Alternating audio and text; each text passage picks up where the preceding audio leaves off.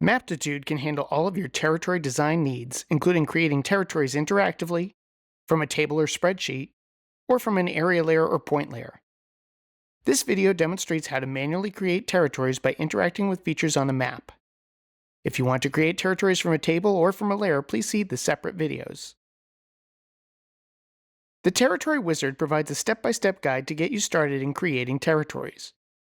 To start the Territory Wizard, choose File, New Workspace, or click the New Workspace button to open the home window. Choose the Territory option here and click OK to launch the Territory Wizard.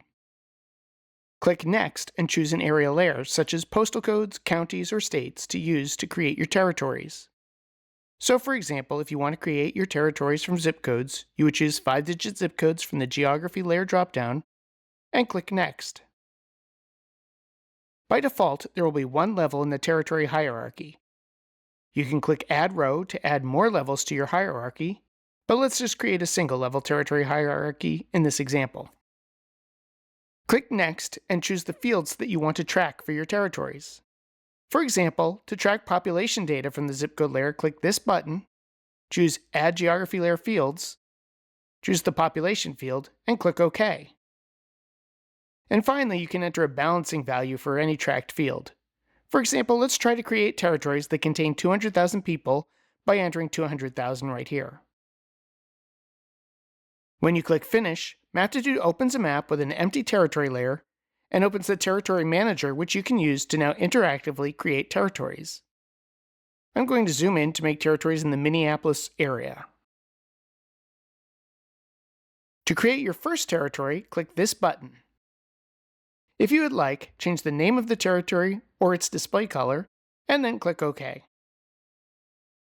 You can now use these tools to select some zip codes to include in that territory. Click the Changes tab in the Territory Manager to see what the current population of the territory is and how far from the specified target value. Now, if I click some zip codes, you will see these values adjust. And once the total population is close to my 200,000 target, I will click this button to save the territory. I can repeat the process to create additional districts by clicking Add New Territory and OK. You can prevent choosing zip codes that have already been assigned to a territory by choosing empty areas from this drop-down list.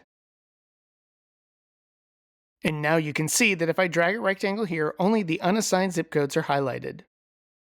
And because the total is very close to my target value, I will go ahead and save this second territory. Please see the separate video on working with the Territory Manager to learn more about how to modify the territory layers that you create. And that wraps up this video on creating a territory layer by interacting with the map.